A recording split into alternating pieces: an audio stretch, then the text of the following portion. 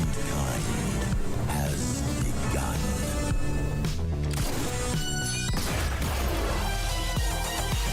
Welcome to the future. Who's this clown?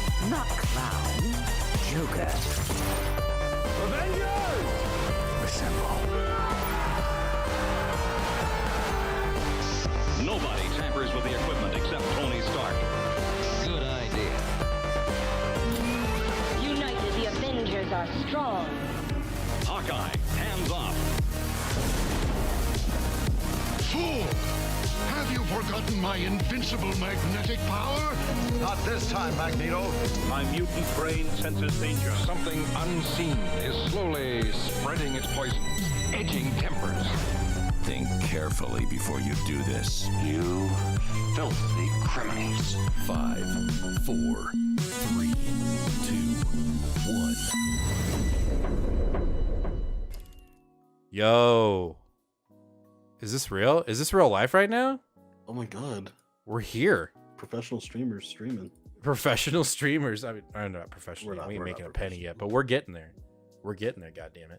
Anyway, welcome to Two Fat Guys Pull Us. Welcome to episode 147 or issue 147 of Two Fat Guys Pull Us. We are glad that everyone is here. We're glad we're here because we haven't been here for 2 weeks. One, because we took the weekend off, and the second, we just didn't have no internet, y'all. Like, it pooped out. But we are finally back.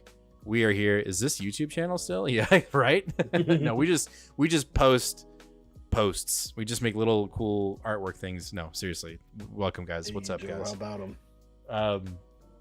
Yeah, so welcome all that are here watching this live, and welcome all who are watching this as a past episode. We're glad you're here to join us so we can talk about some comic books, some new comic books that we read for the week of September 13th. And it was I'd say a mediocre comic book week at best. It was a little weak sauce, but we'll get into it. But we're going to talk about our show's sponsors first, and that is Collected Comics and Games here in the DFW area.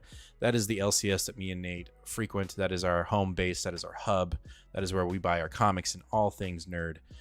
So we'd love for you to go check out Collected Comics and Games here in the DFW area. They have 3 locations. They have one in Fort Worth, one in Keller, and one in Irving in the DFW area.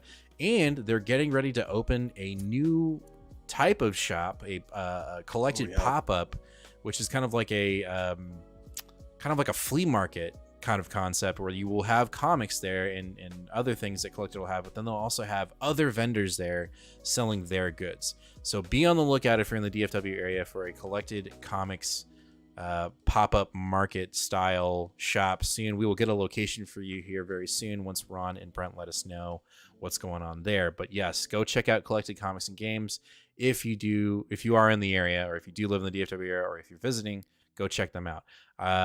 I would talk about Brainy Comics, but right now it's kind of under construction, so I'm not going to lead you in that direction at the moment. But once brainycomics.com kind of gets its thing, its refresh up, we will talk about brainycomics.com because we got some really cool and sweet stuff for you to check out over there.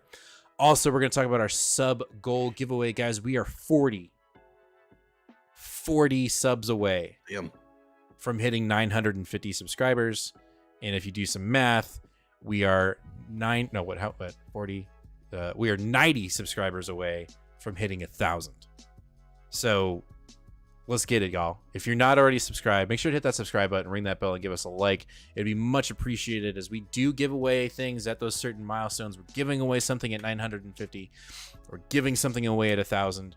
If we can hit 950 this week, if we can hit 950 by next Sunday, I will throw in an incentive outside of what we're already giving away, which we're giving away at 950, this 9.8 CBCS graded King in Black #5 retail, spoiler variant, Ryan Stegman cover. This is an amazing cover that we are giving away when we hit 950 subscribers, so make sure that you're already subscribed, and if you're not, hit that subscribe button. Obviously, when we hit 1,000, you guys know the drill. You see it every week. We're giving away this Original Sin tie-in, Amazing Spider-Man #4, first appearance of Silk, 9.8 CBCS grade. We are giving this away at 1,000. So again, we can't emphasize it enough. Make sure to hit that sub button because it's very important, because we're giving away some really cool stuff. Now, like I said, I'm willing to sweeten the pot. I've done this before. You guys, you guys know I'm good with my word. if we can hit 950 subscribers by next Sunday, which is what, September 24th? If we hit 950 subscribers by September 24th, I will give away. Oh my, I have no idea what this is gonna be. I mean, Nate's gonna. Should I give this away? I'm not committing it. I'm gonna see how Nate reacts. Oh, Should I give this away?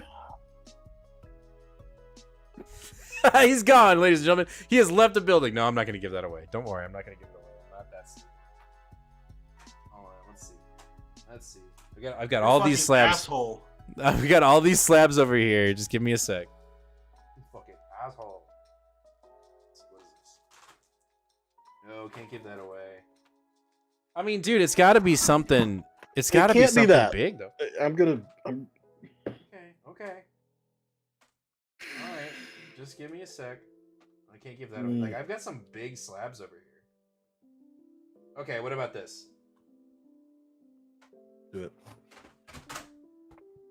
A CBCS 9.8 graded Batman 102 Jorge Jimenez retail incentive Ghost Maker. You gave me this for like Christmas or something. Mm-hmm. I mean, what if we give that away? Are you cool with that? I mean, if you want to. I mean, I doubt we'll hit 950 subscribers. Like, that's how. But if we hit 950, I'll give this away. What do we think? He's putting his phone down. Lame.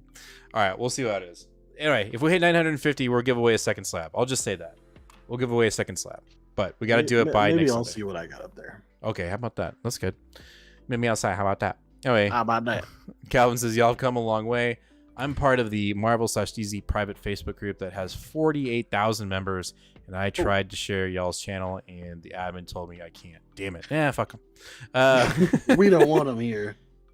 It's all right, guys. We'll get there. We'll get there eventually. But you can go ahead and tell that guy that he sucks because he's missing out. But anyway, all right. Let's talk about this week's comics. So yeah, this week was mediocre at best, I believe, and I just think it was an off week.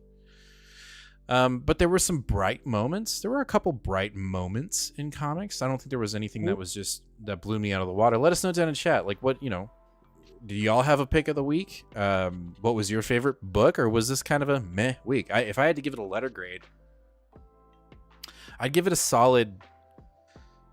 I'll be generous. I'll give it a solid C minus.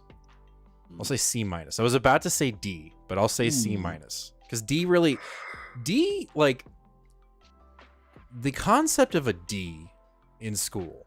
It's fake. It's fake. It's not real. There was an A, B, C, or F. There was never a D. And then suddenly in high school, it was like, oh, you can get a D. And it was like, no, it's because we're trying to get your ass out of here.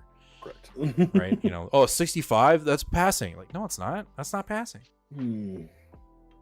Well, and I also think there's a few books here that maybe just for whatever reason, whether it was time, place, mind frame, whatever, that might have missed on both of us. Mm-hmm. So I, speak up if we're pooping on a book that you were like, no, y'all missed out. No. What's going on? Why you want D's? D's nuts. Anyway. Disciple said his picks of the week were Batman, Gargoyle of Gotham, and Coda. Okay. Coda was the Cy Spurrier relaunch, right? And then who was in the shop that did their little pick video before us? And he picked the Gargoyles book as his number. Was it one. Scott? Was it Scott? I think it was Scott. I think it was Scott. Yeah. So I should have paid more attention. Name drop. There's just so many Bat books that, man, it's just hard to. There was a ton of Bat books. I mean, we'll get into it. We'll get into DC. But anyway, all right, let's just roll through it. Let's roll with the punches because this week is. First up, we have Al Ewing's Avenger Inc. issue number 1. I really do like this cover. Let me just get that out. I really liked the cover a lot. I liked it. But I don't know what I was expecting from this book. I really don't.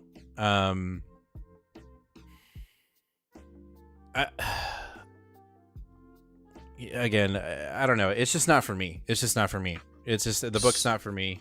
I can see. So for those that haven't seen this book or are not sure, what it's about, it's essentially like Al Ewing was attempting to do a noir detective crime mystery book with the Avengers. The issue is I feel like we missed on all those accounts. Calling this Avengers makes no sense to me because it's just Janet. Just Janet. And then at the very end we get maybe a pseudo weird kind of vision consciousness thing. Right. But then we get Hank Pym coming back apparently. Well, and so that's another thing. It's like I was like, Hank Pym was there. And I was like, shit. Has Hank Pym been back since he died in like 2015 in the Avengers or the Ultron something? And I was like, I don't know, but I super don't care. He's one character that's like been dead that I'm just like, not at one point have I ever gone, what happened to Hank Pym? Why is he in one comic? Right. So there was just, to me, a lot missing here. I could see what Ewing was trying to do with the noir feel. At some points, I got kind of like the tiniest little hint of it. I'm going to say something that's going to blow your mind. Oh, no. I'm serious. It's going to blow your mind. Okay. You know what would have made this book better and fit the aesthetic better? Black and white. This book should have been in black and white. Just kidding. No, I mean, yeah, I guess I can see that. This book should have been in black and white for one, because now I'm gonna give a little bit of blame to the line artist and the colorist as well. This was way too cartoony for a noir. There's just it's just not working. You know what also would have really kicked this book into high gear and give it a little bit more weight, as if it had been the artist of Department of Truth. Sorry, what? Say that again. Department of Truth. Yes, I completely agree. Like that would have set the tone. That would have been amazing. I'm sure. Blasphemy. I'm sorry, guys. Calvin, all right. You and I are just never going to agree on characters. You cannot possibly be Calvin, just say Cyclops and just say a Hank Pym stan at the same time. Ooh, you need to apologize for manga right now. Calvin, do we need to re-roll my manga rant again? Good shit. So good sorry. shit. But you know why? Because this wasn't action heavy. The action that it did have was not very bang pow, and we didn't really need the color to actually visualize and see what we were needing so much as we do in manga. There are I almost feel like I need to pull that video and then like put this like you say what you say in manga and then like put this side by side to it. Right. Anyway, I finished issue 1 going, don't care. Yeah, it just didn't, the hook at the end, I'm like, okay, sure, whatever. Like, I don't know. It just, you're right. I think it's Janet and a version of potentially Vision. And I think the mystery of like, well, who killed him and how, all that, like, it didn't land for me. So I don't think I'm. Go ahead, sorry. No, you were going to answer it. I was just going to say, the question is, are you picking up issue 2? No, I am not picking up issue 2. But I gave it a good shot. Are you doing it? You picking up issue 2? Oh, wow. It'll be a game time decision. Yeah. Look on the week. Short week. Yeah. I can't. I'm having a really hard time letting Al Ewing go. I feel like I've let him down by not following along with Venom.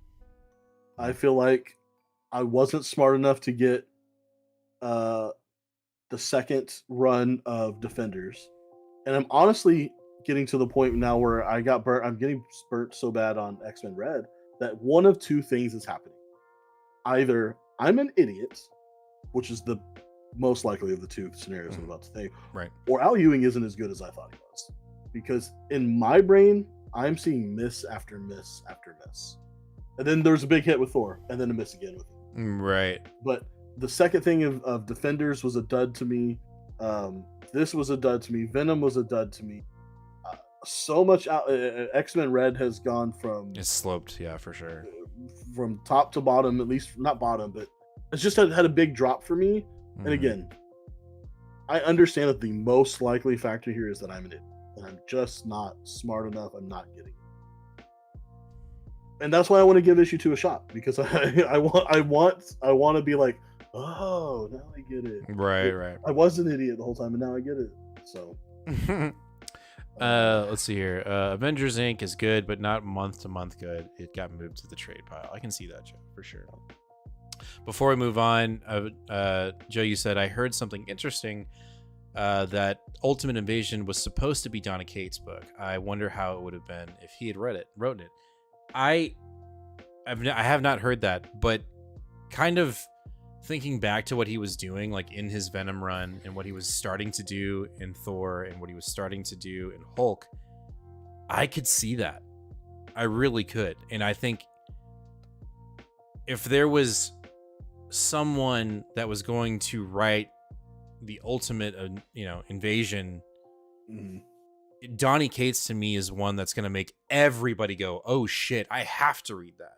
Whereas with Hickman, it's like, if you're a diehard Hickman fan and you've been following along, or you jumped on Hoxpox with him and you're like, okay, I know how great he is, then yeah, it makes sense. But for all of Marvel, for every Marvel comic book reader, he doesn't move the needle. And that's really weird to say, but if Donny Cates was linked to that book, to me, that's huge. That's massive. Yeah. Especially with what he did in Venom with the Maker. Like that totally makes sense. He set up Ultimate Invasions when Maker was in Venom. Like that makes total sense. So yeah, that's kind of unfortunate. If that's true, that really stinks. And then poo on that truck driver. Like seriously, fuck you. Yeah. I was like, wait, truck driver? No. Yeah, the Maker played such a great role in the Venom run.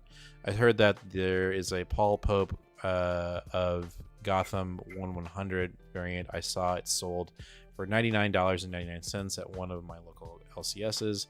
That worth maybe picking up? I haven't read that, right? So we didn't read it, but I mean, as far as picking up a 1 in 100, I'm gonna just say no. The speculation of prices for these types of books, unless you are just a massive Paul Pope dude and he's just like, he is your number one artist, you're gonna get this thing signed at a convention and you're gonna get cleaned and pressed and then perfect. No, not for that price, I wouldn't say. Yeah, 1 in 100s pick it up secondary when the hype behind it's a little bit dead. I agree. All right, let's move on to Daredevil issue number 1. Before I opened the book, and I said this in New Comic Book Day video, before I opened the book, I made sure to leave my Chip Zdarsky Chichetto bias at the door, like really hard. Like I had to take a breath. I was like, all right, guy, here we go. Like, we're gonna read this book, and we cannot have that same idea of this book in your head, and then don't look at the cover. Just open it up and start reading the book. And I'll be honest with you, I initially, I was like a couple pages in, I was kind of like, it started creeping in, like Chip Zdarsky and Chichetto. Was like, oh, I miss it. So. But then it started warming up, this idea that Elektra has been, secretly funding the house and making sure that everyone's okay and that everyone's got a meal on the table and the lights are still on, which I really liked. I like the callback to what Chip did. I think that was masterfully done on just remembering where we're coming from and not just kind of throwing it aside, giving its nod to what previously happened and really going straight back from where we started, or where we ended with Chip Zdarsky's run, and really running full force with that concept, which is Matt is a priest. He doesn't know who he is. He has these visions of his past life, and they're starting to creep up on him. But he is this priest who is working in the light of God in his church, feeding the hungry, mentoring the youth, and all this great stuff. And I thought it was good. I think that's a really great way to do what you did just make a conscious effort to include what Chip did and how it ended, and just kind of continue that road forward. I think it was done masterfully. What I liked about this book is how Daredevil is being reintroduced into his own idea of himself as being a crime fighter.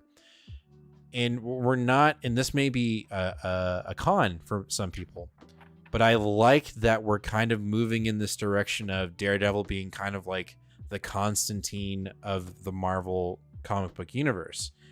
Mm-hmm. Yes, he's fighting street level, but he's fighting demons. He's fighting demons that are possessing his friends. And I really liked the possession and how the artist depicted Elektra being possessed by this demon, where a giant, basically pinata head on top of her body, and she's fighting. I that's what it looked like. But I thought it was pretty cool. So I like this concept of where we're going, and that there is a legion of demons that are coming after Matt. And what that tells me is everything that we did with Hell in Chip Zdarsky's run, which felt very vague, which felt very kind of off to the side in the shadows. This is the true player, and we only got maybe 2.5 comics worth of demons and Hell in his run, because that really wasn't the focus. And now it looks like we're actually going in that direction with this. And to me, that's really fucking cool. So overall, I liked it. Did it blow my socks off? Was I completely blown away by this issue and just like, fuck, man, Daredevil, here we go. I'm super psyched. No. But am I going to continue to keep it on my pull list? Yeah, it's not going anywhere. I'm checking this out. I'm going through the first arc, maybe even 2. Yeah. Yeah, I mean, I think Saladin Ahmed has proven himself worthy as a writer to deserve an arc on this run. But I think chats, we've got a lot of different things being said here, but I think there's some good points that are helping me at least kind of initialize my hesitation. One being what Calvin said is they should give more books to breathe between runs. And I think that's what I'm having a problem with, is that we're getting a lot of status quo changing. Lane brought up that seems like him being a priest, though seems weird since it basically breaks him and Elektra up again. Marvel seems to throw away relationships, away like they're nothing.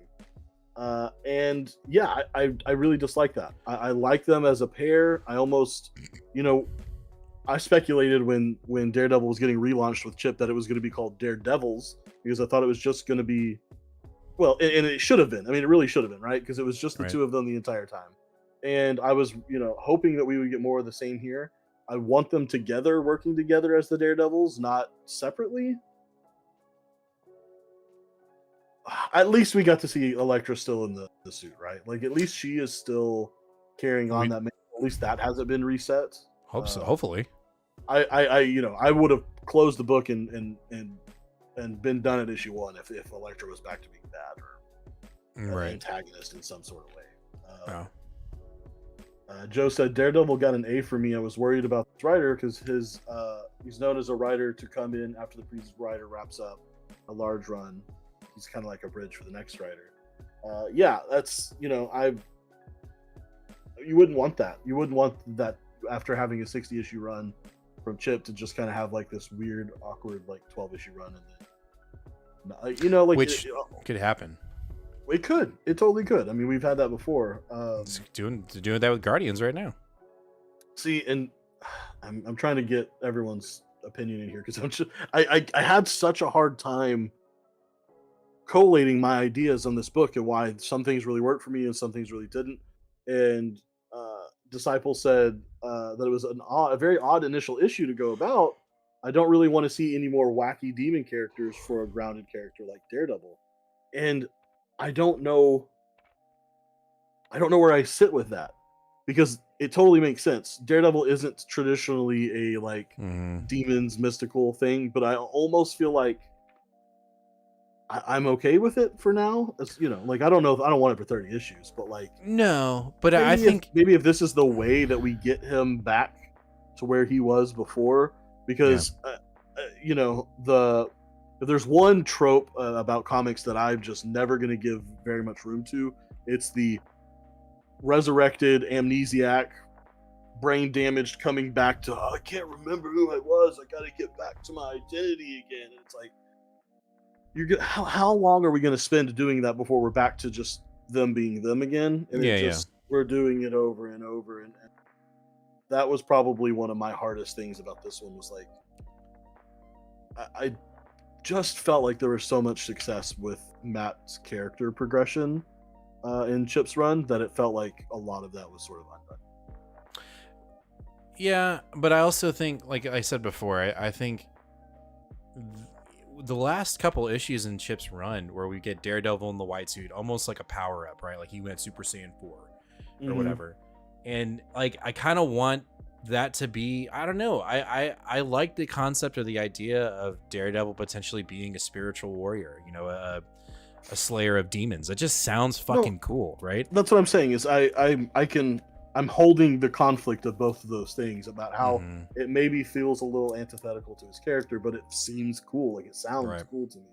Yeah. It feels like a Donny Cates move. And I know I go back to that issue for sure. Yeah. So, you know, and then I think we talked about it already, but yeah, one of the cons for me was, like just Elektra just kind of be like, we're done. Okay, bye. Like, I was like, no, come on. And yeah, I missed the Chichetto hair. Like, she just didn't. She looked flat. Like, she needs bigger hair, guys. Like, she just needs that big hair. Just we all have to get it in our heads now that we have seen the best version of Elektra that we'll ever see in the history of her character. I agree. We just got to get that in our head that she's never going to be that awesome. I'm going to go ahead and say this now because I want there to be some glimmer of hope and there needs to be books on our shelves. I have 2 picks of the week this week. So this is going to be my Marvel pick of the week because of how bleak this week was. Okay. And how just kind of melancholy and just meh, you know. So I'll say this is my Marvel pick of the week. So I'm going to push the button right here. This is Jim's Marvel pick of the week. And we'll get to the other one later. But yeah, I don't know. It was fun. I think it was fun. Colin said, you guys should have been around when Punisher became a Frankenstein monster. I mean, that sounds either awesome or absolutely infuriating. I don't know. Yeah, a little bit of both. All right, let's jump over to Incredible Hulk issue number 4. And here we go. We finally have an issue from Philip Kennedy Johnson that is lacking meat. This issue ended incredibly too quickly. Was there intrigue? Yes. Was the artwork pretty, you know, we were hesitant, right? Because the artwork was not going to be Nick Klein. But I will say this, it wasn't as disappointing as I thought it was going to be. Is it disruptive? 100%. But it didn't, to me, wasn't, it didn't do what DC does, which is like set the bar incredibly high and then come in and go like, all right, now we got this like startup guy that's kind of like John Romita Jr. and he doesn't know how to do heads, right? Like there was some form and there in the artwork itself, there was some decent horror in the artwork in a good way. I'm not saying like, oh, it's horror because it's bad. Like, no. Like, the artist kept the tone of this kind of body horror monster, big monster horror, and I think they did a really good job. So overall, solid B- for the issue, but outside of that, there wasn't enough substance in this issue. This felt almost filler-esque, even though it's not. Even though there's some very big movement in the book, it just felt like we were missing a couple pages, if not a few more than a couple. Yeah, I would just say that. Yeah, I don't know. I would say I would give it a B+, because it did everything right. It just did it so damn quickly. It's fast. Yeah, so quickly, and I think part of the reason why it feels that way is we told what I would say is maybe 12 to 13 pages worth of plot, but it still took us 23 pages to get there. Now, we did a lot of fun art things. We got, you know, like a badass monster ghoul like this. Yeah, that was creepy as fuck. Page splash. Like, I'm about it, but I don't know. Maybe I will give everyone on the team the benefit of the doubt because it was also a 2-week turnaround. We just had issue 3. So I won't knock anything here. This run's still Phil Kennedy Johnson being his absolute best self. So I liked it. This is probably. Do we have Nick Klein on the? Nick Klein's on the art on the cover, isn't he? Yeah, he's on the cover. So his Man Thing seemed like a throwaway in thing, no real substance there, but I still enjoyed this book enough because of the horror, and it's still excited to see where the book goes. 100%. I think the fill-in artist. I think Man Thing. Oh, sorry. No, the last thing I was gonna say. Joe says, I think the fill-in artist subbed in great, but I really wanted to see Nick Klein draw Man Thing so badly. The little girl is the soul of the book. Her story is relatable. I agree.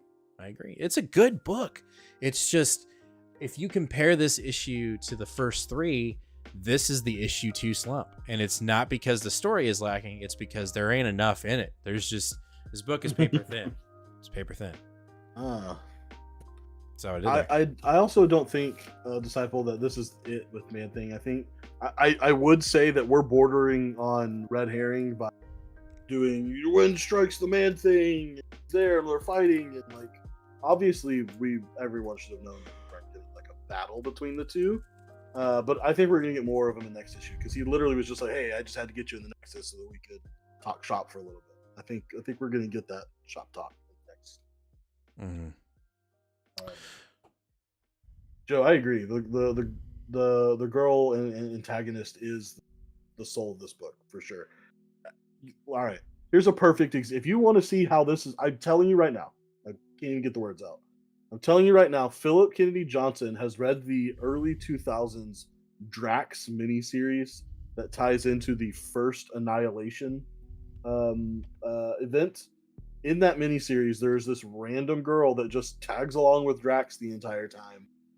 I think she eventually ends up showing up in a couple of like Guardians books, like 10 years later or something. But she was like the perfect foil for Drax in that book, and I think there's no way Philip Kennedy Johnson isn't drawing at least a tiny bit of inspiration from that book. It's too close. Even the character designs between the two girls is somewhat similar. All right. Not like fishy similar, just like, hey, like right, homage similar. Right. All right, let's keep moving. Next up, we have X-Force issue number 44. So we have our 2 X books here. X-Force. We're trying to close up plot holes. We're trying to close up storylines of why Colossus is doing what he's doing, which we have a full explanation of. We've known, but the team now knows, and you would assume Krakoa knows. But then we have a divergence, right? We have this jealousy brewing, if you will. Mikhail, Colossal's brother, is the one that's been in control, right, with the author. And he throws a curveball at the end of the issue, essentially going to the author and saying, I need you to start writing somebody else's story now. And this guy, who has been very devoted in writing Colossus' story, is like, the fuck, bro? Like, I've been building this narrative, and now you want me to just switch up the player? I can't do that.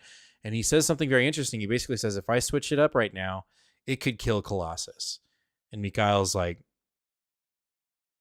and? What do I give a fuck? So it looks like the cracks of the group, whether it's unified or not, but this group that has taken a stab at Krakoa will start to, the cracks are starting to form.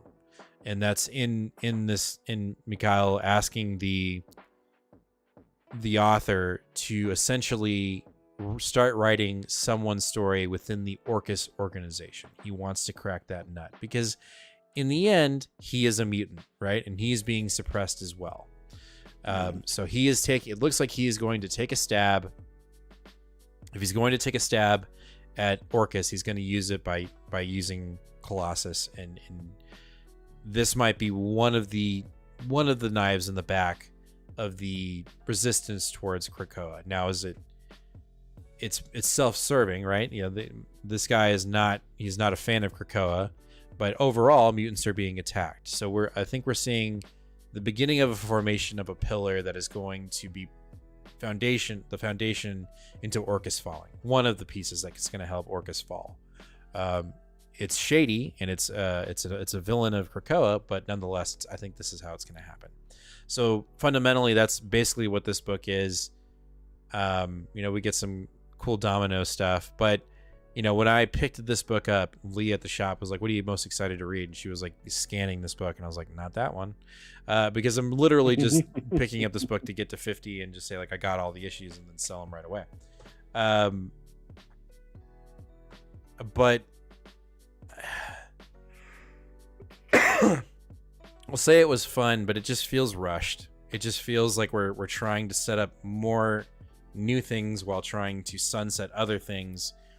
And it just feels like the direction, like when that curveball was thrown in, I was saying I need to write somebody else's story from Orcus. I was like, but what, hey, like we just got tricked into going to Russia. Can we solve that first before we start setting up another problem? Like, let's slow down here a little bit. So X-Force is definitely still in a flux, and I'm just kind of like skimming it at this point. It kind of stinks to say that. So tis what it is.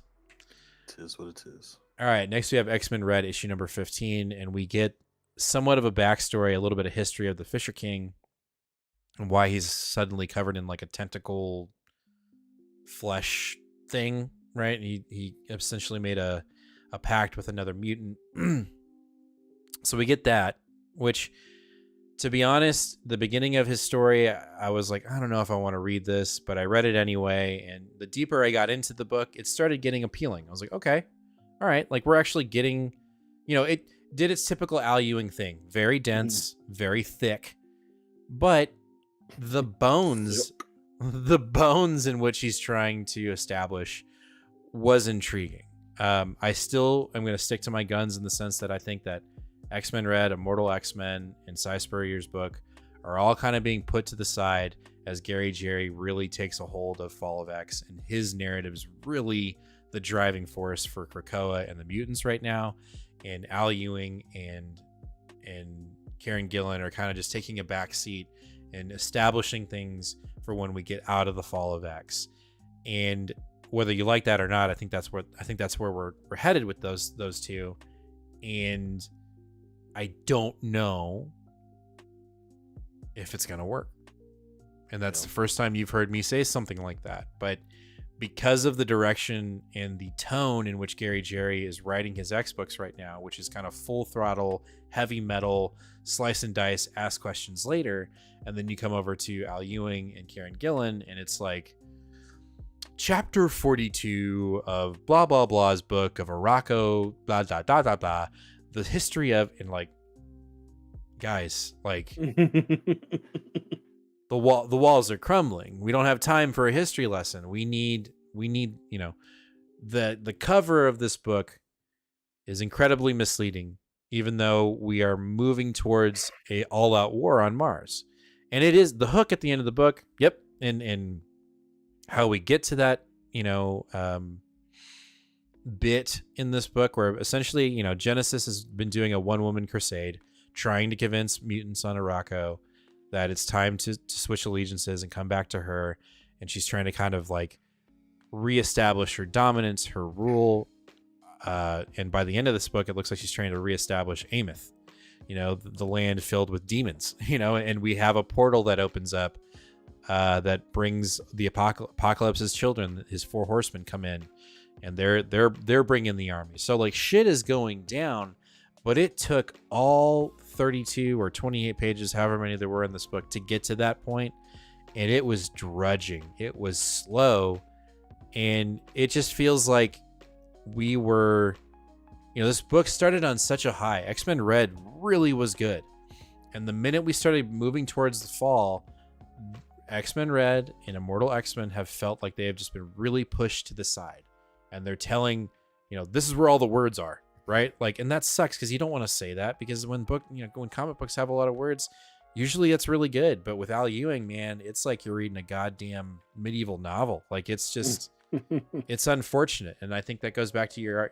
argument about him saying, like, there's hit and misses with Al Ewing right now. And it just feels like his attention is not, there's a lot of detail and attention in the book, but it doesn't feel like it matters at this moment. So my worry is when we get out of the Fall of X, these guys are going to regain their position in the narrative, and people are either going to feel incredibly lost or not care. Yeah. You know, you're already at that point. Oh, I'm very much at that point. I'm very much at that point. So, yeah. I mean, I am excited to see Apocalypse's children come kick some ass, but I want them to kick some ass. You know, I want there needs to be a reunion between Death and Storm. You know, like they had that thing during Ten of Swords. Like, I'm ready for that shit. So let's less, you know, archival diary pages and more. Let's get to this war that's been brewing.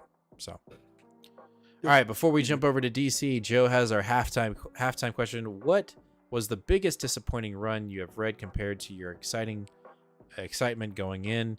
Mine would be Donny Cates' Hulk. My favorite character paired with my favorite writer was a wet fart ending. That's good. I think for me, and it's still going on, but it's only going to be 12 issues. For me, it's Guardians of the Galaxy right now. It just feels like it's a victim of what we've talked about, which is like this mentality of like hoping that whatever happened in the previous run still has some standing in the next one. And it feels like a completely different book.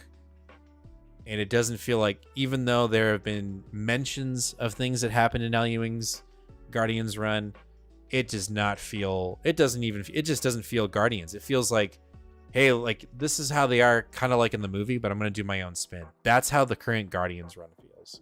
It just feels like, hey, let me mention about Star-Lord being like this, like omni god, and then, but we'll put that away, and then be really confusing in what we're doing, and it just doesn't feel like a Guardians book. So to me, it would be Guardians of the Galaxy. I can see that.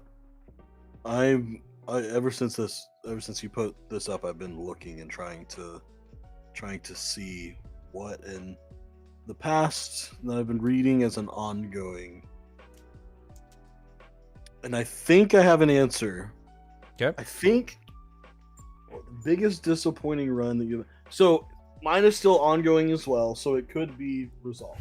Because truthfully, I honestly do think my answer would have been Fantastic Four. done. Sorry. Was that going to be it? Yes. God damn it. Okay. So mine was going to be Donny Cates' Hulk, because that is ended and we know. And you're right. Like, my favorite writer, or one of my favorite writers, on a character that I was like, that needs me to make me care. Like, honestly, I was done with Hulk 100%. I was like, there's no writer out there you can tell me. And then they announced the one writer. I mean, they literally announced the one Right. that could get me to pick up a Hulk. But yeah, North's Fantastic Four right now, Ryan North's Fantastic Four would be my answer. However, I did start rereading it this weekend. And I just don't... I think I was too harsh on that book. So my actual answer, since you ruined it, is going to be another ongoing. So it might turn around, and that's Ron V's Detective Comics. Not that the run itself is so horrible, but when you said Ron V and Batman, I just went from 6 to midnight. Like, I was like, what is happening? Yes. And so far, what we have is just a wide, but really tiny, flat story that has, I mean, it's got backstory on backstory on, I mean, there's 4 different backstories on the backstory of the one backstory. And we've done no plot with that. I mean, nothing. I could tell, I mean, literally, I have 100 pages of background information on this made-up family that no one's ever heard of, but they're apparently all about Gotham, and they've been around for all time, and we all should have known about them.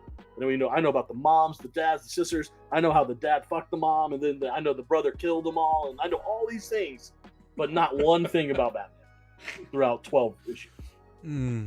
So I'm changing it. It's officially Ron V's. Wasn't there a Paul Revere Batman? You got that, right? There's, sure. I don't remember. And the other thing is, I forgot about it because we've been on hiatus from it.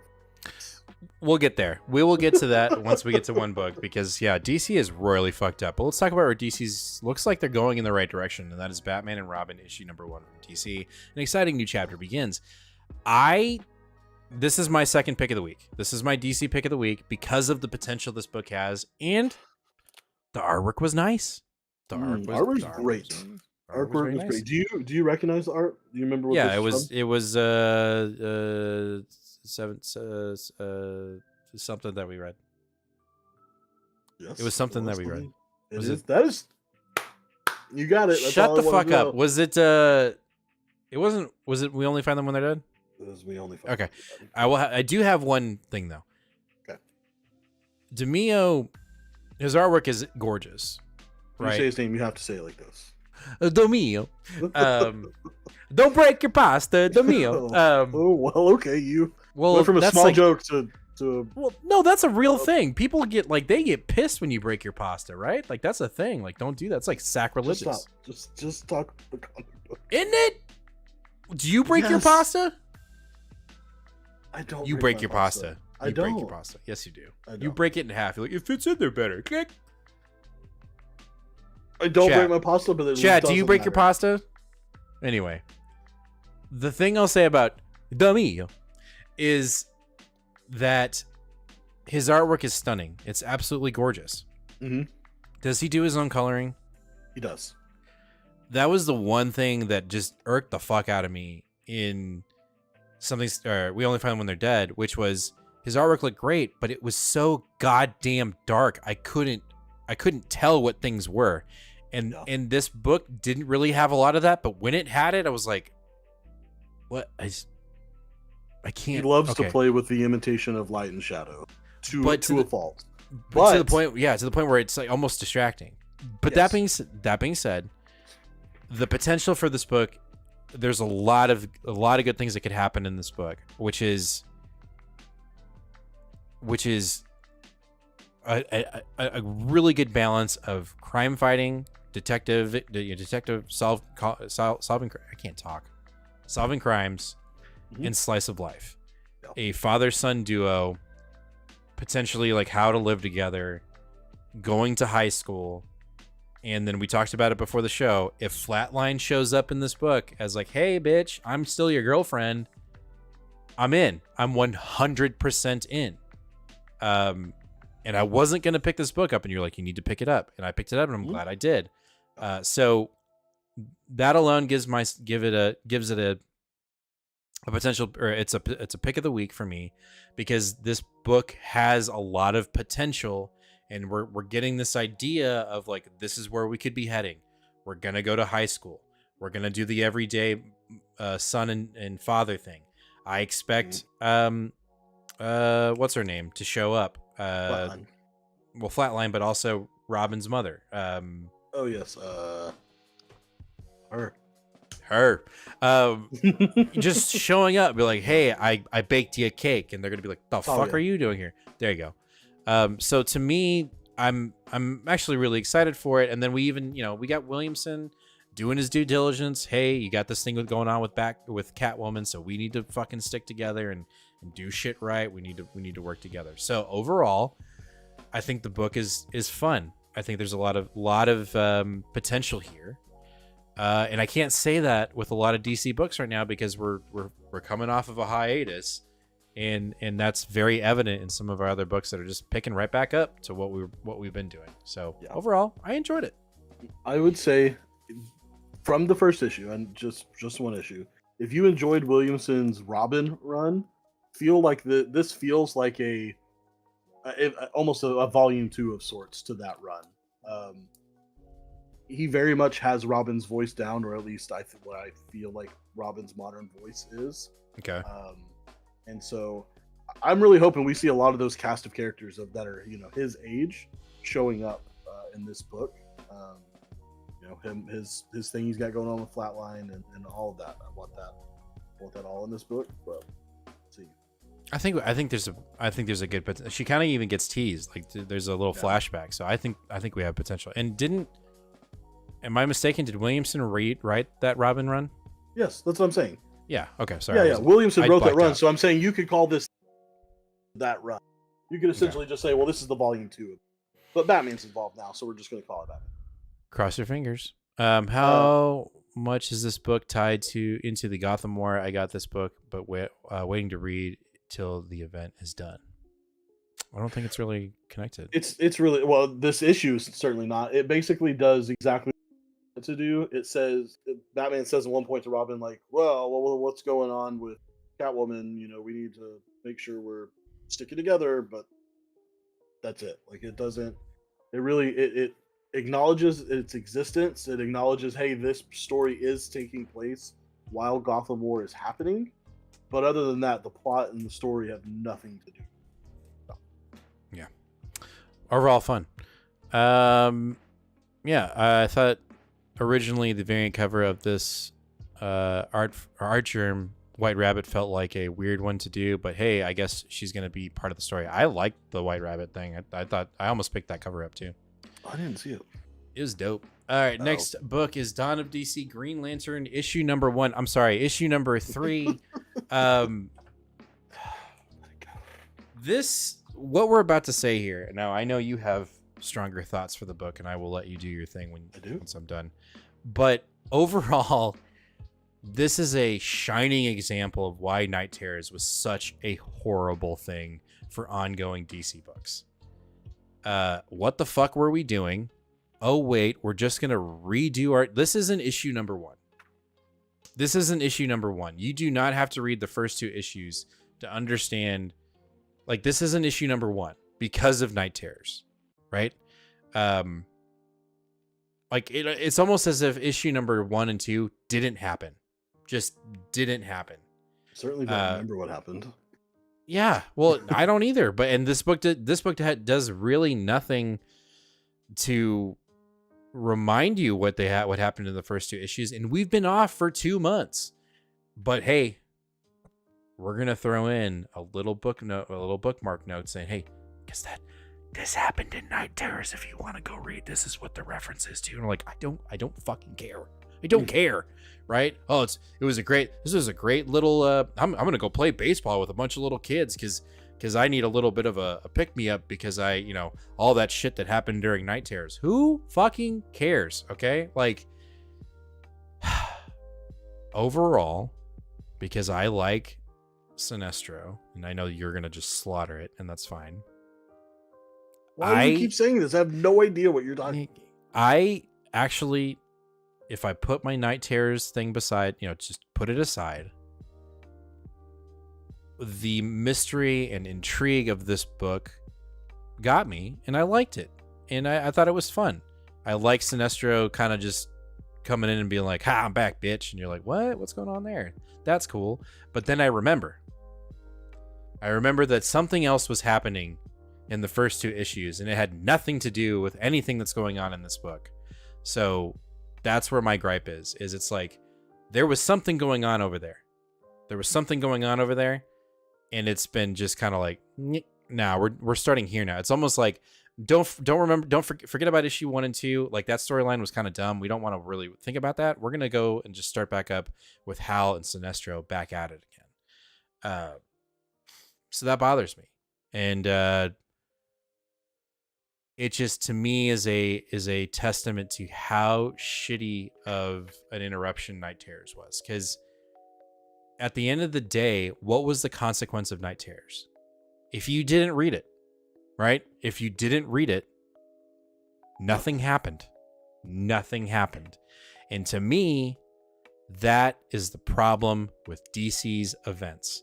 They're big, they're grandiose, they're massive, and at the moment, they don't really do anything outside of saying, "Hey, now we're in the dawn of DC, and Wonder Woman's coming back." And you're like, okay, but what happened, and why does it matter? I don't know. Go ahead. I have literally not a single thing to add to what you just said. I mean, I agree with all of that, and the art's good. I really like the art. The art to me is like a top notch, like I would say that this is the guy that you want to get if someone to imitate Dan Mora. He isn't Dan Mora, but this is the guy that can imitate him really well.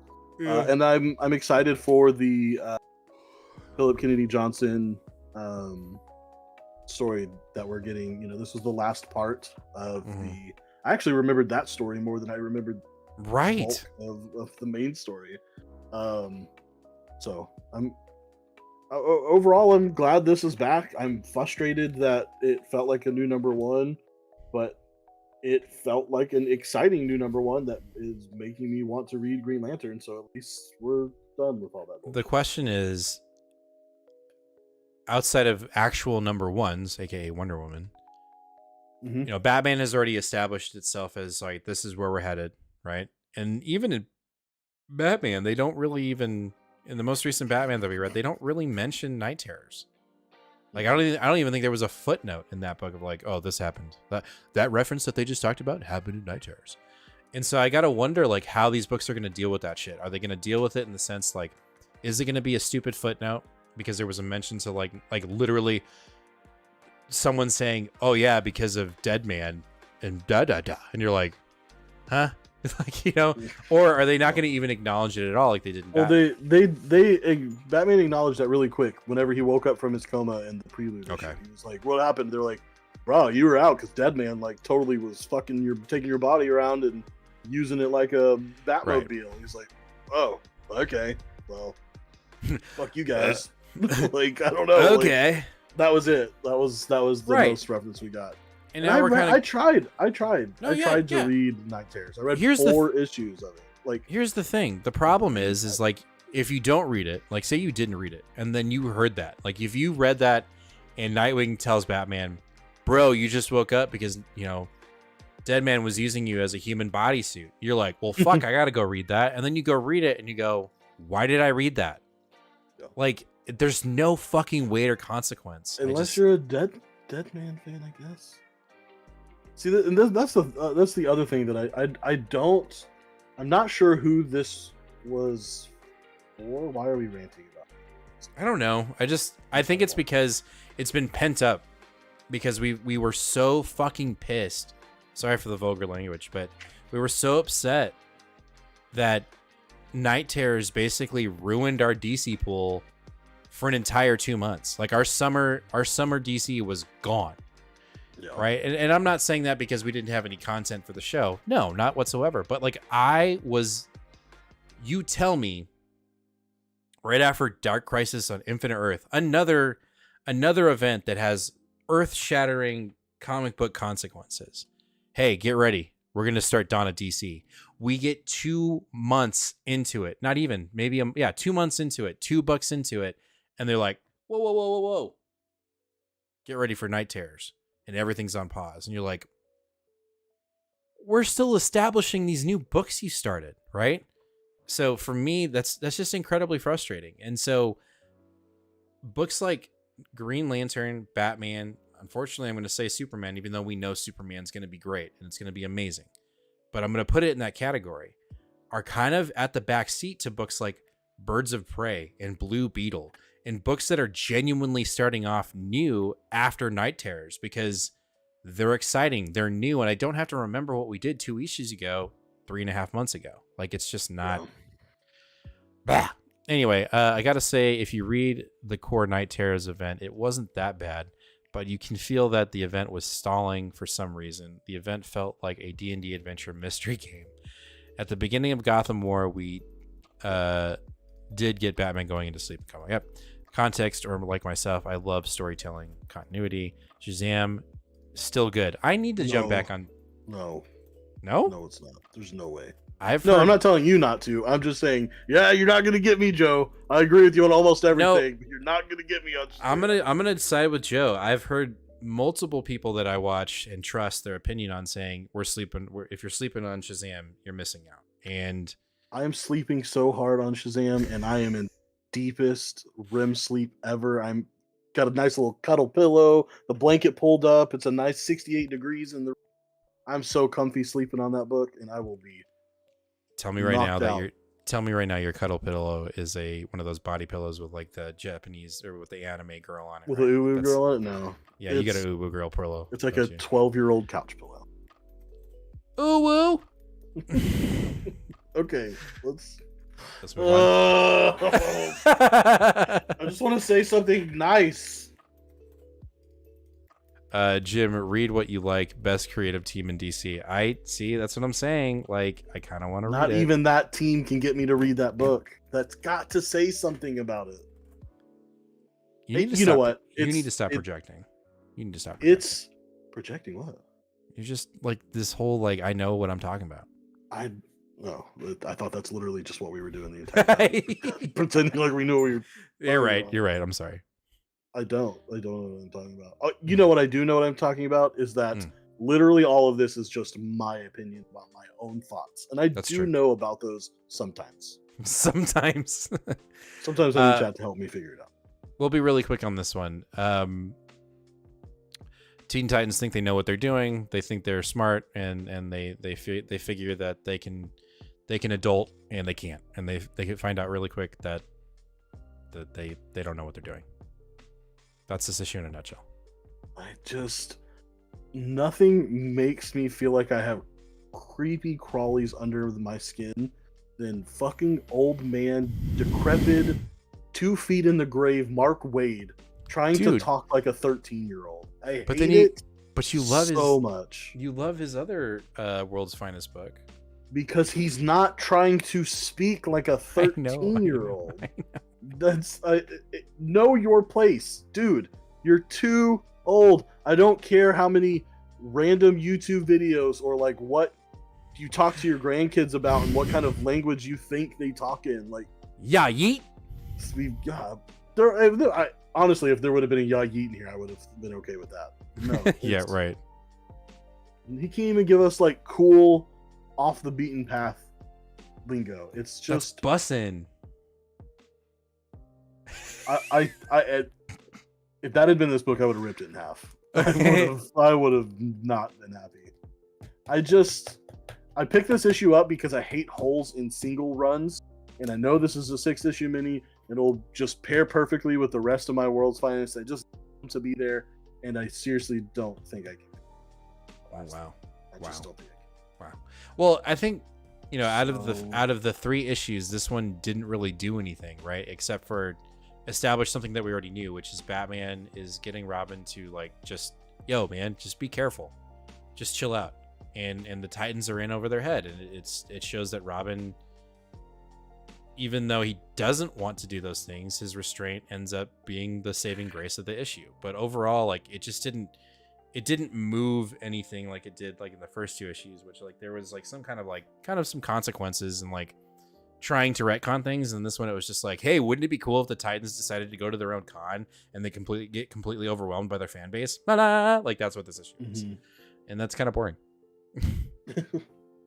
Joe, I totally get what you're saying, but his job is to write it in a believable fashion. And that's what my issue is that he's writing the way a 60-year-old man thinks a 13-year-old speaks, not the way actual 13-year-olds speak. Oh, I'm just throwing random numbers. Oh, okay. He said like a 6-year-old. I have no idea. I would wager he's every bit of 60 years old. Not a perfect example, but a good example is Stephen King. Stephen King loves to talk and reference modern things, try to get his characters to speak in modern ways. He's got a book that just came out last week, Holly, that has been doing a fairly good job, where there's multiple times the main character comes across a group of teenagers, and he does a fairly decent job, a fairly believable job. It's definitely not something that makes me cringe when I read it. This makes me have oogie boogies under my skin. Oogie boogies. Get those oogie boogies out of here. Anyway. All right, let's talk about our independent books. We got House of Slaughter issue number 17. How'd it go? Okay. Confusing. In one word. Confusing. Okay, cool. All right. Cool. No, I mean, go a little bit. Give me like 5 minutes. So if I cannot give you 5 minutes. Give me 30 seconds. Okay, so the artwork continues to be fantastic on this book. I am not convinced that Werther Dell'Edera is not actually doing the art and just pretending to be the credited artist. It's very strange. So that makes it feel very much like it is in the Something That's Killing Children universe. However, a very inconsistent and flowy narrative that existed in the previous issue is still pretty apparent here. It feels a little bit wrangled in. There are times that we get 3 to 4 or 5 pages in a row, and I'm like, oh, I get this, I get it, and then something dramatically different shifts. Sometimes it's a perspective shift where we get our main character, who in this issue they start calling Big Man because the parents can't find his paperwork, which has his name on it, which is just really sad. So they're like, yeah, I think it starts with a B and maybe an M, and the one kid's like, yeah, we'll call him Big Man.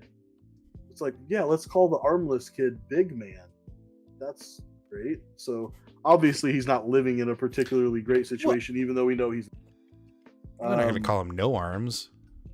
We get, well, I mean, shit. At that point, why not just do it, right? I mean, it's like when strangers I've never spoken to in my entire life. Hey, how's it going, big guy? I'm like, why don't you just call me Fat Lard, you piece of shit? Like, you don't know me. What up, man? Titties. Like, okay, I would actually hit someone for that one. There's very few things I would hit someone. That's no, sir. No, sir. No, sir. We do get some more action in this. At one point, he can't, and he gets out and he goes into the forest, literally just to kick some monster ass. And he's like, I can't handle it in here, and I need to go fuck some people up. It's these like insane like needle spikes that pop out of his shoes like huge cleats, and he just karate kicks the shit out of monsters, which is intense. Also strange because he's a white mask, which are the ones that work in a group. He's on a black mask, which are the ones that should take them out, together. So that kind of is an allusion to the character there. I will also say as a final note, because there is a lot of complaints in this book, and I feel like maybe I'm complaining too much. This book does continue to be very eerie, and I would say has one of the scariest, unexpected single panels that I've read this year. So I very much was like reading a comic, going along, and when I got to this panel, I went, "Oh fuck!" Was okay. Got it. And I can show it to you, and it won't have impact and stuff. But like, I just was reading this at night, and I was not expecting this fucking demon face to pop out at me. It was a very nice, sweet moment. He was having a memory of what maybe is his sister or something before he lost his arms, and it's very sweet, and he keeps moving forward closer to her so he can like kind of like lean against her, and then all of a sudden she's like fucking yeah. And so I genuinely was like, oh fuck, okay, give me a second. I don't know, man. So the butthole monster and Hulk got me. That got me because I knew it was going to be bad, but I was like, that's really big. Like that's a butthole with teeth. That's a big butthole with teeth. Anyway, I have never. Oh, okay. Anyway, so that's House of Slaughter. If we continue down the path, it seems like we're getting more succinct, more tight, better story. So I'm looking forward to issue 8. Nice. All right, let's talk about Kelly Thompson's The Cole issue number 2. Right off the bat, artwork is still fantastic. I mean, dude, that is. I really got to imagine how long it took to get the pencils in and the coloring, because it is phenomenal. I mean, we're talking very, very good, like exquisite. Yes. I am a bit confused, and I think that's the point. Like we're still in this like mystery world, but to me, and this is just me, the events of this book have me very confused. Because it's like I can't remember why we're in this space, in this like in between world. What are we trying to accomplish? And there are bits and pieces of like, this is why we're here, but I can't like, I don't know if it's, I guess it's just my brain, because I can't assume that everyone's having this issue, but I just can't figure out where the focus is with this book. because there's just so many other things going on. Are they intriguing things? Yes, 100%. We're in an alien world, and as we're walking through it, we see a basically a blue version of a red panda that beckons them to follow it, right? But then in the middle of us following this blue panda alien thing, which we lose sight of, everyone starts to have sex, and you're like, what? I like how you know, two people is everyone. no, aren't there two? Well, one couple has sex, the other one make out, but there is some romantic shit going. There at least more than 50% of the group decides they start swiping saliva and putting their tongues down their mouths. Like, there you go. Okay, but one of them actually has sex. They're just like, nah, let's fuck right here. And they're like, all right, bet, Yes. And then the other one's just like, you're still cutting? Great. Can I kiss you? Sweet. But like that's there right there lies my confusion.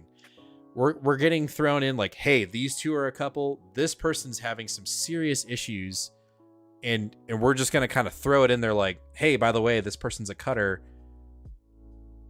but I'm gonna make out with you, like, and then like, but we're also looking for this like panda thing, and also, what are we here for? Hey, let's make this movie.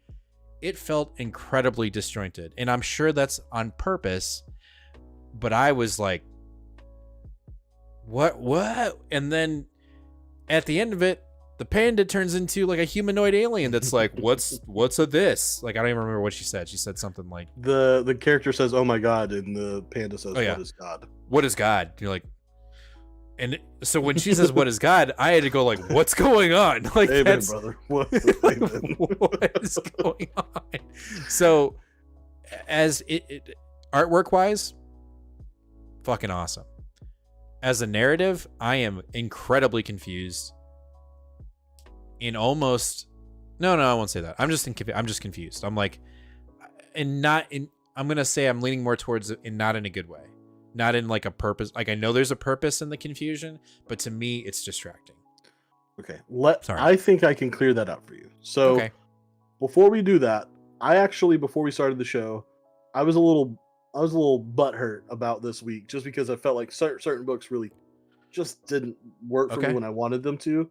And I Okay. said I wasn't going to make a pick of the week. That's wrong. This is my pick of the week. Okay. That's So Dave's let me talk about this. I think he's wrong, guys. I just think he's wrong. Anyway, You can't think I'm wrong about my own I think personal he's opinion. wrong about his own personal opinion. Okay, go ahead.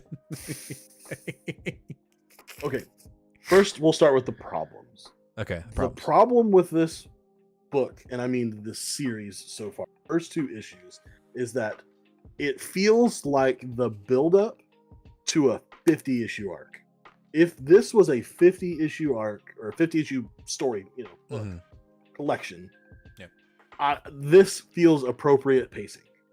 We already know this is only a 5-issue story. Right. That's it. Right. We have wasted, or I don't want to say wasted, we have used a tremendous 40% of our book of time to just set the tone of the book. Right. I can't comprehend that. Yeah. Now, putting that aside, Okay. this book completed what we started in the first book of setting the tone for the book, and I'm absolutely in love with it. Okay. Because what we are doing is what I feel like we were promised in the beginning, which was this weird pseudo Stranger Things sort of thing, which is really a story about, a coming of age story. Right. So, what we are doing here, you said you seem to be confused. There's two reasons why we are where we are. Okay. One, we came here to film a movie. Great. Why did we come here to film a movie? Because one of our friends is severely depressed because of her missing brother. While that's what it is. That's why are we here? We're here to film a movie. Why are we? Friend is severely depressed because her brother is missing. That's Okay. why we're here. It's very succinct. That's exactly why they're there. Right. But I don't remember that. Well, again, I'm not talking about whether that was delivered well or not, Okay. or whether you should have understood it. I'm not making any judgments or claims in that way. I'm just saying Gotcha. that's why we're here and that's what we're doing. Right. Okay. And once we've, so they came here to film something, they fell into this, and they saw this opportunity not to film the thing, because that's not why they were ultimately there. They were there to help their friend, Mhm. and they found this opportunity to essentially help their friend, who's probably unrealistically thinking her brother got lost here. Now, because this is a presumably coming of age fantasy story, he probably is lost there, and we're going to find him. But what really happens in this issue is we get that establishment of the beginning of the transformation of our characters. We start to see the empathy bulbs going off in some of their heads, like that's kind of the one thing we always especially like you and I have to deal with a lot as parents of small children, is like our children's brains literally aren't possible at developing empathy yet. They can't comprehend that their actions cause harm to others, or that their actions can make others feel good. And so that's part of like one of the developments to adulthood. So we start to see, right, like the friends starting to convince the other friends, hey, we're here for her, that's why we're staying behind, that's why the whole sex in the jungle thing, I think, is a really fun. It is out of nowhere. I totally get it, but it's very Stephen King. Like, it's very like, what do you do in horrific situations? What is the most antithetical thing we can do to be horrified that we're gonna die? And it's to fuck. Now, is that a realistic thing? I don't think so, but this isn't supposed to be realistic, right? This is supposed to be fantastical and over the top, Right. a little bit absurd. And of course, with all of this happening, the main goal of this story is to tell a coming of age story of a friend in crisis, but we're doing it in the backdrop of this weird fantastical world with a weird blue panda thing that questions God. And so all of those things are there too, and I can totally see all of these things barging from one area to the next can be really confusing. But somehow for me, it just all clicked when I read it, and so it felt very fulfilling. But again, what I'm super worried about is how are we going to get any story of substance here if we've spent 40% of our story just putting the ball on the tee. That's all we've done. I agree, and so it's it does make me worry. Follow the panda that turns into a humanoid alien. Follow the panda. You know what I mean? Like, it just felt like everything else that happened in this issue. Like, I think you could have, yeah, we've got 5 issues, right? But I feel like this issue alone could have just established the dynamic between the two characters, with the one girl being the cutter. Like, you could have, instead of giving it 2 pages, it could have been almost 50% of the book while they're going after this panda, right? The next issue could have been the other 2 characters and their relationship and where it's come from and where it's going, into a climax of them having sex in the woods. You know what I'm saying? But like, it just, I'm not saying that those elements of the story aren't pivotal or they're not necessary. It just feels incredibly rushed. And so this issue is just like bang, bang, bang, bang, bang. This is what the entire group is doing. And you're like, wait, but aren't they fucking over there? Why are they kissing? But what's that panda doing? Like, it just felt like you were pointing in 15 different, like if you had 6 arms and they're all pointing in different directions. That's how this issue felt. And is it discouraging to the point where I'm not going to read it? No. Eric says it great. He says, he says the call is okay so far, good enough to keep going, but I don't feel super invested yet. Yeah, like I'm right there. Outside of that panda, like that panda for me is where this is going. Issue 1, it was the first panel with the massive aliens on the beach just stomping everybody else out like giant elephants. Like, that had me going. In this issue, it's clearly the mystery of the panda. It's the mystery of one of our main characters picking up something out of the water, and as she lets it go, it has legs and it's swimming away, and you're like, what? Like, that's the intriguing part of this book. And I'm not saying that the character development isn't. It is.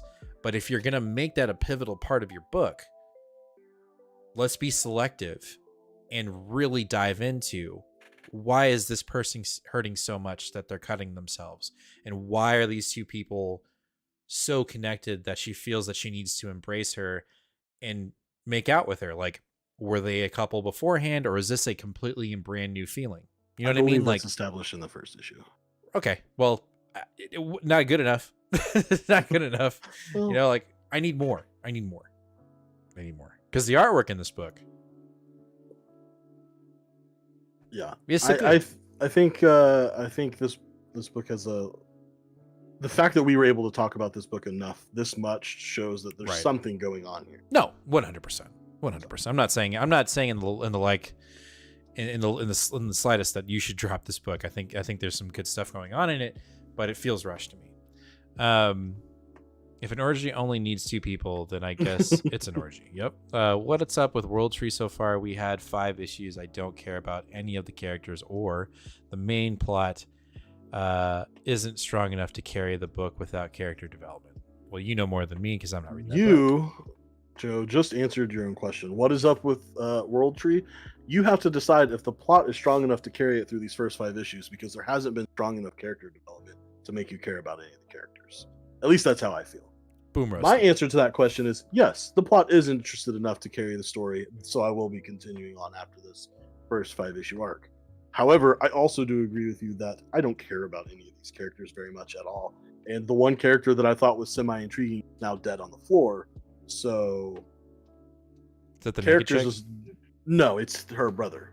Oh, okay. The guy that was the millionaire that was the guy that ran the one that essentially internet turning offy. So Oh. yeah, so now it's like I'm still intrigued enough by the plot to keep going, but it's also Tinian, and I think I don't know that I can ever really give up on a Tinian. When do we get Nice House on the Lake, Volume 2? That's all I'm saying. All right, let's talk about our last book of the night, and that is The Enfield Gang Massacre number dos. Number dos. So there were some really good parts of this book, and there were some not so great parts of this book. It fits the theme of the show today.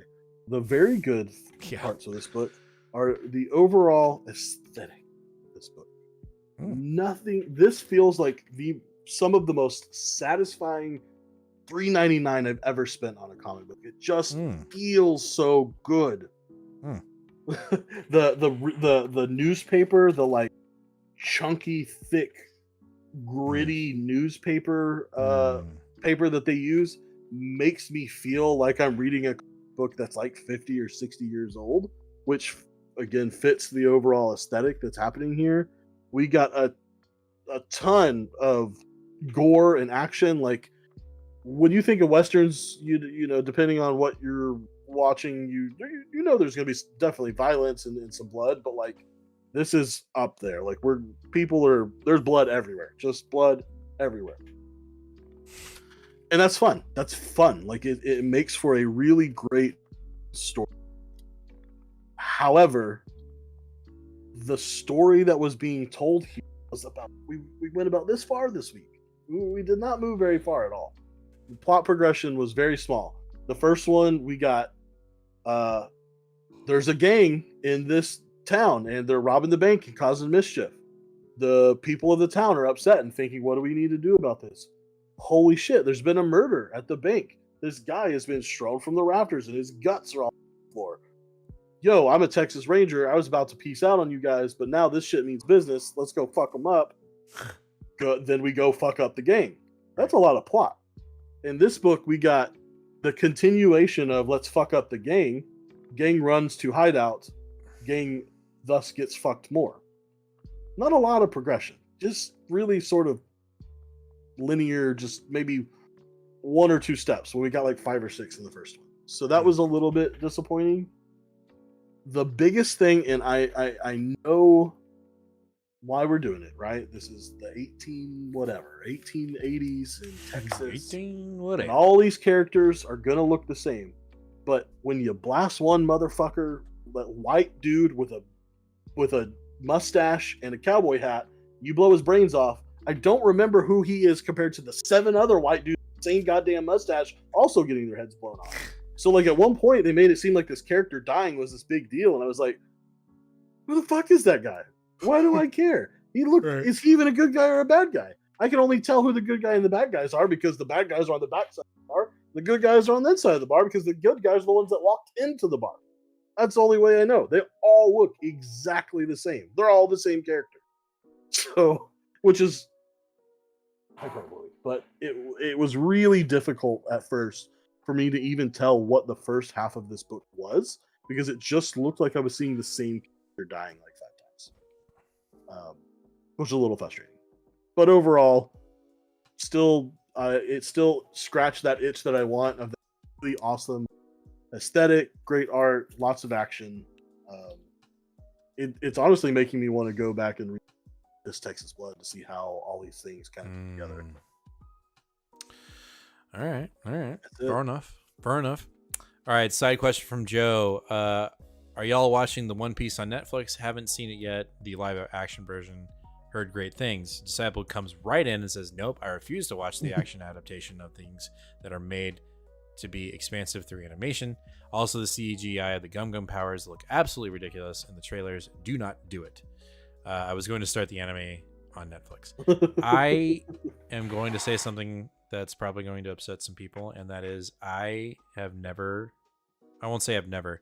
I watched like the first 2 episodes of One Piece, and I was like, Like, I'm not One Piece. I'm not into pirates.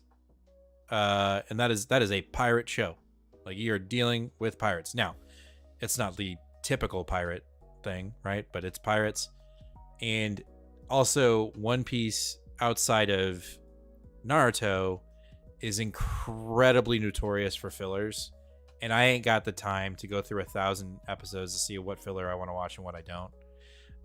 That being said, I have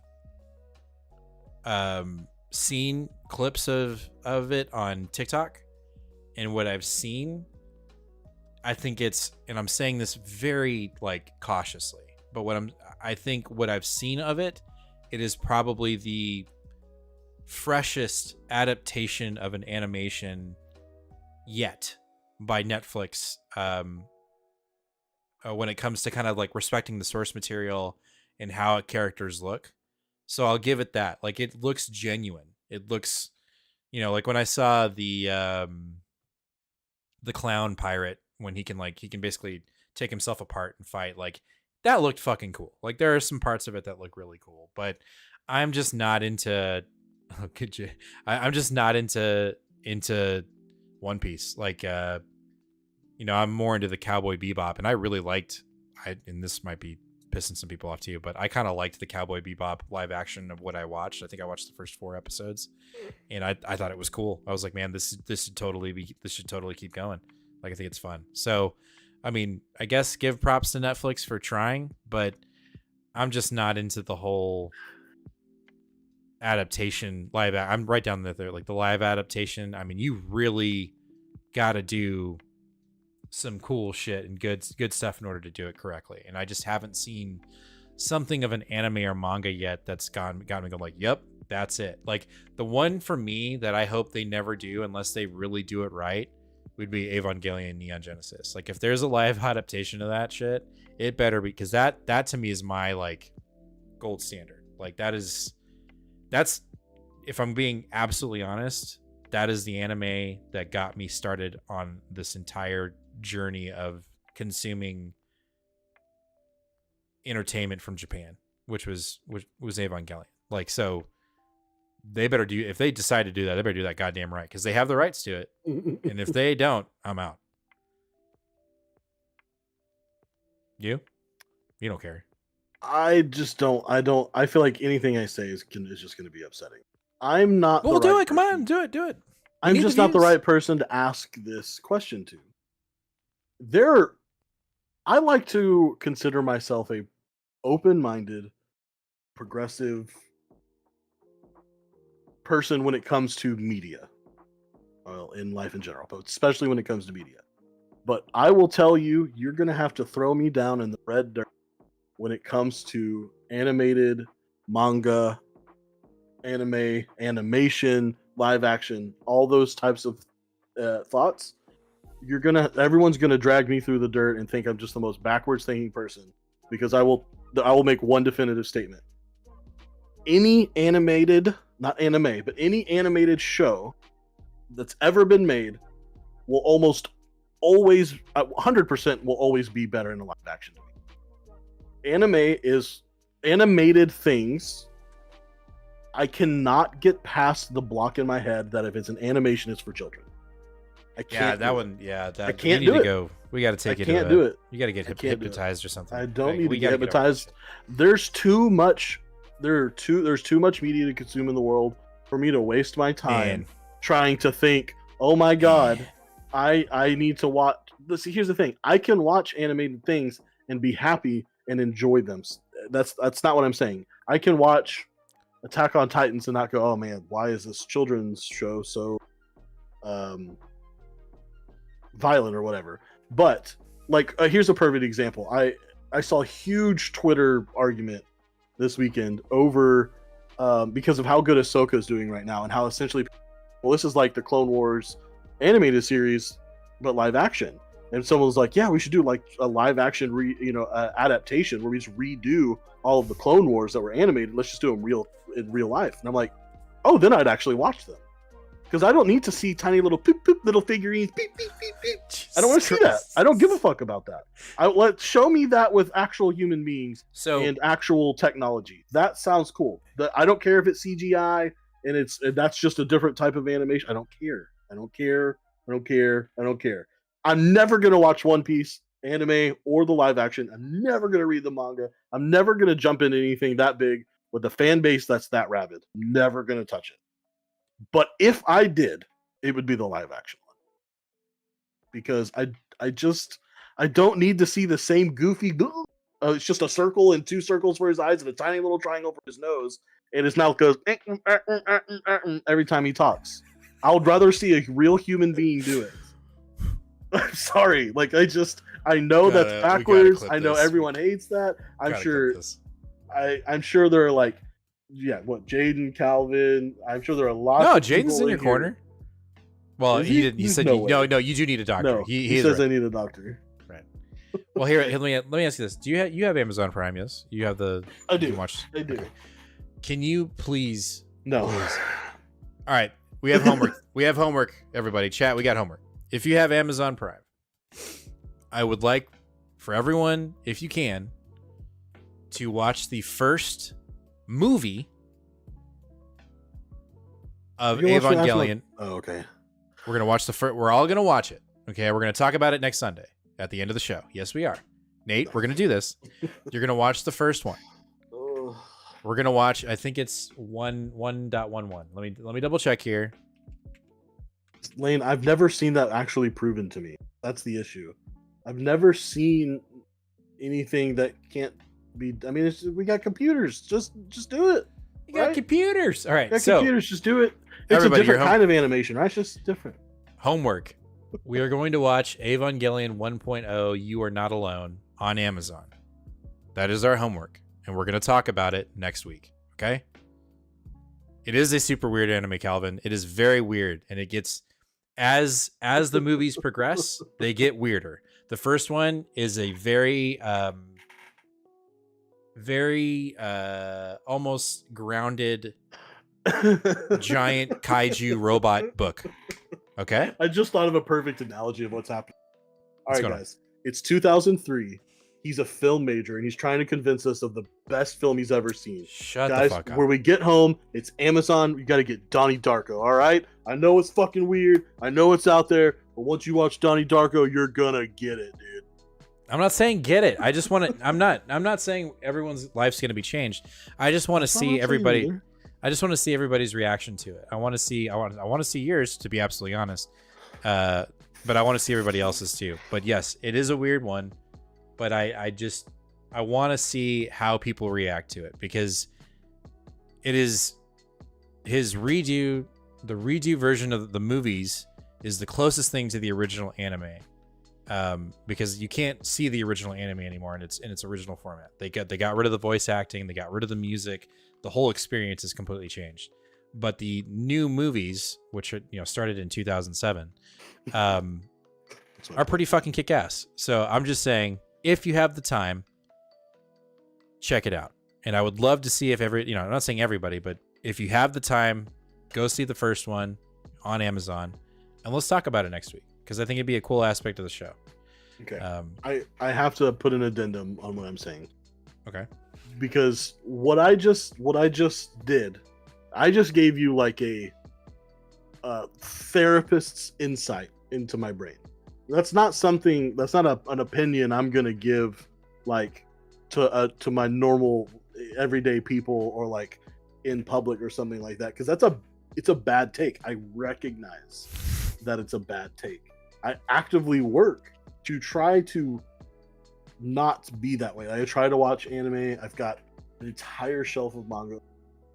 These are things that I have found ways to enjoy, have started, but my brain is a Western brain, and I have had zero exposure. That's not your exposure fault. as a child. I had no exposure. What little exposure I had was 2 seasons of Dragon Ball Z when I was like 10, and that was it. I've not seen any movies, and that's not very good. No, that's not your fault. I mean, you grew up like 3 blocks away from White Settlement. Like, you are the guy, right? I didn't choose to live there. I mean, I'm not the guy though, right? Like, no, you're not. You're not. But we're gonna help tobacco you. And listen. We're gonna help you through this. We're gonna get you right, and you're gonna experience, what I experienced in middle school when everyone was like, "Yo, don't fucking miss Toonami tomorrow because Goku's going Super Saiyan." You're like, "Fuck you." No, he's not. And then he did, and you're like, "Dude, that guy just orgasmed on the television screen as his hair turned yellow." Like, there's some cool shit that you've never experienced that I think, and I've told you, like, hey, go check out Full Metal Alchemist Brotherhood. Like, that's a really fucking good show, and you started it. It's just there's a lot of shit to consume, but you were starting to get into it, and I just think I liked it. I just for whatever reason fell off.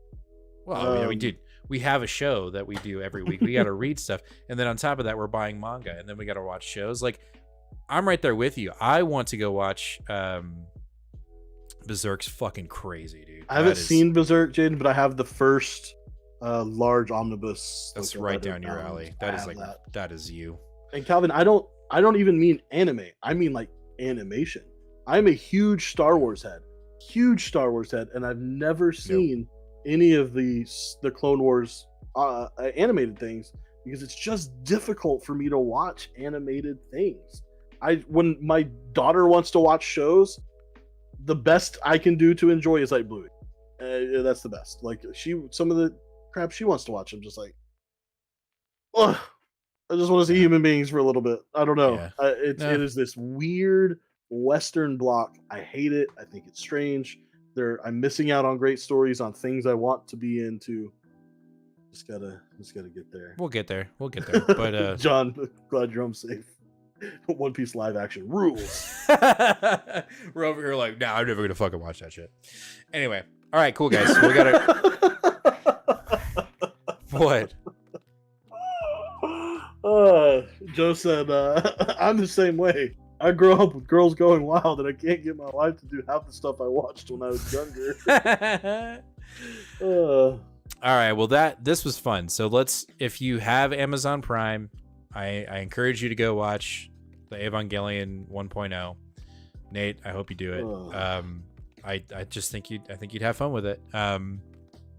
Because it gets deep and it gets weird and it gets to the point where it does it in a different fashion, but it gets to the point where you start like questioning your own existence and it gets really fucking meta. So I'd love for that to be an off topic, out of the show typical perspective, which I think it'd be fun. But if you don't want to do it, don't do it. But I think it'd be cool. I'm gonna watch it for sure this week, even though I've got a ton of other anime, manga, and comics to read. There's so many here. I don't know which one you want me to watch. You have to show it. Is I need you to read. I need you to watch Evangelion 1.11. You are not. No. Is it 1.1 or is it 1.0? There's only 1.11, 2.22, or 3.0 plus 1.01. Okay, yeah, 1.11. See, I can't even. I know, it's weird. Everyone's like, manga's easy. You just start with number 1. No. Time out. Before you even say that, it's not easy with Evangelion. Like, look, okay, so you've got. Hold on. We're extending the show here for a little bit. Right, so in the manga, you have this, right? You've got this, which is like, this is it. This is the manga that actually came out after the show, and this has little pieces in it as well that kind of explain certain things that didn't get explained in the show, right? So you have this. Then you've got this one. Look how thick this thing is. Oh shit. Look at this. There are 6 of these, right? And this one is an alternate timeline where the driving factor of this one is not happening in this one. This is where they're just acting like normal kids. But then they get into the real life shit, even though it's not the same as this one. And then there's another version that's a light up. So Evangelion is not easy. That I will give you that. Calvin literally just said, "Does anyone have fun with it?" Pain. Does anybody have fun with what? With Evangelion. He says it's only pain. That's why it's fun. It's only fun when it hurts me. That's you know what? Who said that? Was that Calvin? Oh god, yes. Yes. The whole idea of Evangelion is really the guy who created it and his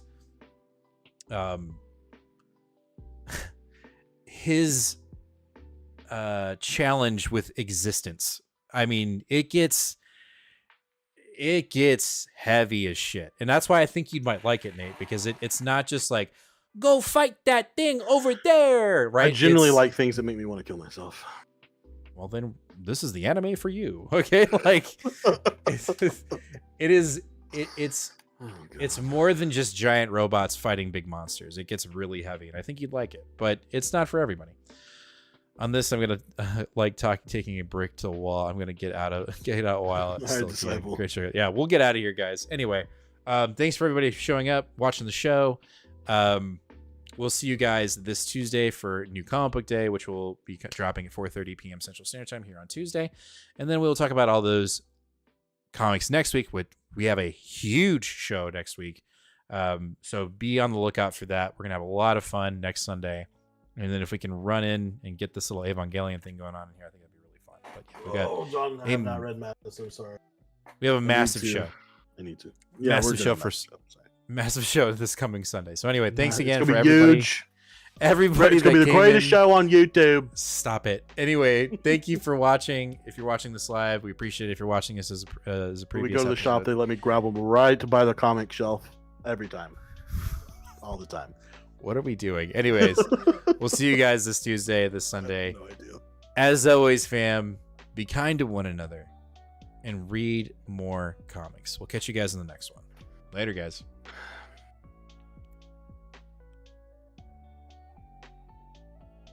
Easy mode. Yeah, everything's gonna be great. See you guys later.